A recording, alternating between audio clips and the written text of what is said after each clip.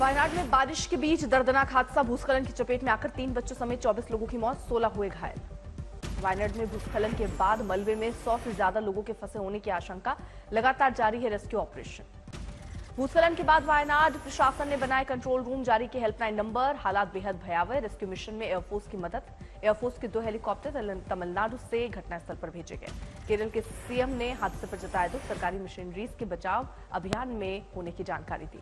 घटनास्थल पर भारी बारिश बन रही बचाव कार्य में बाधा, तमाम वाहन में भी मलबे में फंसे नजर आए। कलेक्ट्रेट ने बिना पूर्व अनुमति के किसी के भी जिला छोड़ने की लगाई पाबंदी।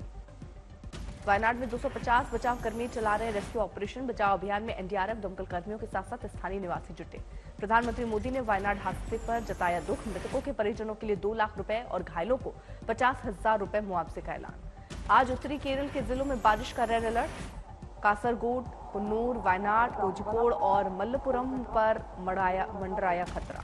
वायनाड हादसे पर कांग्रेस अध्यक्ष मल्लिकार्जुन खड़गे ने भी जताया दुख, ट्वीट कर व्यक्त की शोक संवेदना, कांग्रेस कार्यकर्ताओं से मदद की अपील। वायनाड तबाही को लेकर अखिलेश ने कहा, यह आपदा क्यों हो रही है, सरकार इसके ऊपर कुछ करे। सरकार जलवायु परिवर्तन पर बड़ी बातें करती है, सरकार क्या कर रही है इन चीजों पर बताना चाहिए। रेल हादसे में 6 लोगों के घायल होने की खबर, सभी का रेलवे मेडिकल टीम ने किया प्राथमिक उपचार। हावड़ा एक्सप्रेस की मालगाड़ी से हुई टक्कर, ट्रैक पर पहले से डिरेल हुई थी मालगाड़ी। हादसे के वक्त हावड़ा एक्सप्रेस की 18 बोगियां पटरी से उतरी, कई कोच बुरी तरह बर्बाद। सीएम ममता ने किया हावड़ा मुंबई मेल रेल हादसे पर ट्वीट, सरकार में लगातार ऐसे हादसे हो रहे हैं, क्या भारत सरकार की संवेदनहीनता का कोई अंत नहीं होगा। झारखंड रेल हादसे पर प्रियंका चतुर्वेदी का बयान, कहा रेल मंत्री प्रचार मंत्री हैं, वो रेल मंत्री की जगह रील मंत्री बन गए।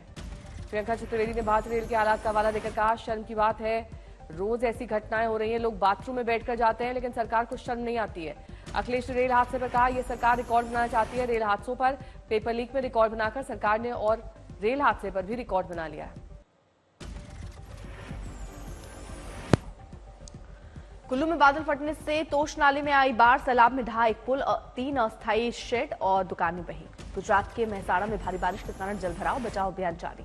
लेह में अचानक आई बाढ़ में राष्ट्रीय राजमार्ग के पास लमायूरू क्षेत्र हुआ प्रभावित। श्रीनगर में हुई मूसलाधार बारिश के कारण भीषण गर्मी से राहत।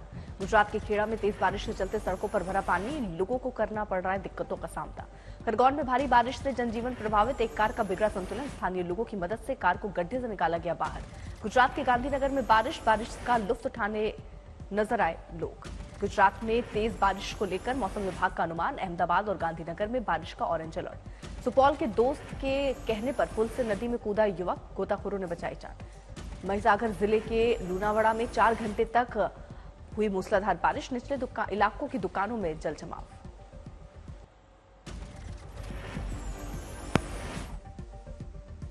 यूपी विधानसभा में लव जिहाद बिल के पास होने के पूरे आसार, सोमवार को लव जिहाद बिल को विधानसभा में कर दिया गया था पेश।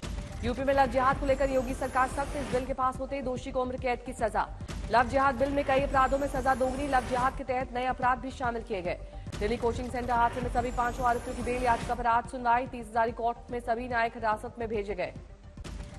दिल्ली कोचिंग सेंटर हादसे में गृह मंत्रालय ने गठित की समिति, कमेटी 30 दिन में पेश करेगी रिपोर्ट।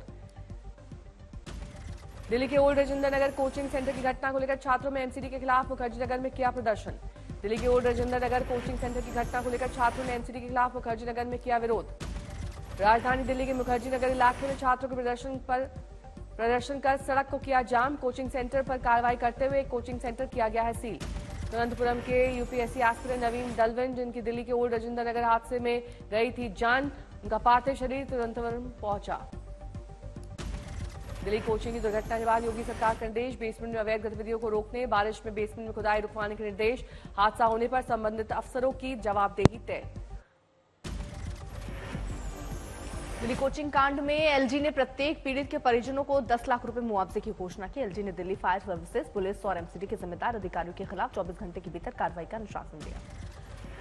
उपराष्ट्रपति और राज्यसभा के सभापति जगदीप धनखड़ बोले, कोचिंग उच्च रिटर्न वाला एक उद्योग बन गया है, भ्रामक विज्ञापनों की जांच करने की जरूरत है। दिल्ली के मेयर शैली ओबराय बोली, एमसीडी द्वारा राजेंद्र नगर में सीलिंग अभियान चलाया जा रहा है, जिसमें 13 कोचिंग सेंटर्स को सीज किया गया है। किसी भी कोचिंग सेंटर को छोड़ा नहीं जाएगा।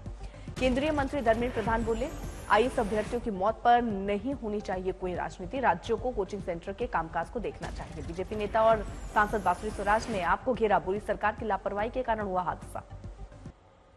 आम बजट पर लोकसभा में शाम 4 बजे वित्त मंत्री निर्मला सीतारमण देंगी जवाब। आज उद्योग जगत से जुड़े लोगों को संबोधित करेंगे प्रधानमंत्री।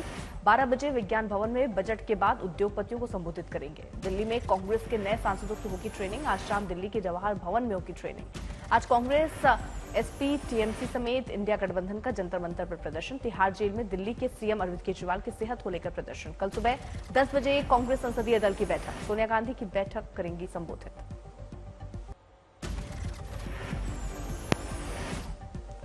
आज कर्नाटक के सीएम और डिप्टी सीएम आ रहे हैं दिल्ली। कांग्रेस आलाकमान और केंद्रीय मंत्रियों से करेंगे मुलाकात। नीट के छात्रों के लिए बड़ी खबर, नीट यूजी की काउंसलिंग 14 अगस्त से होगी शुरू। चीन के साथ सीमा विवाद को लेकर तीसरी पार्टी की किसी भी तरह की भूमिका में विदेश मंत्री एस जयशंकर ने खारिज किया। चीन को लेकर बोले विदेश मंत्री, कहा चीन के साथ हमारे रिश्ते अच्छे नहीं चल रहे, रिश्ते फिलहाल सामान्य नहीं है।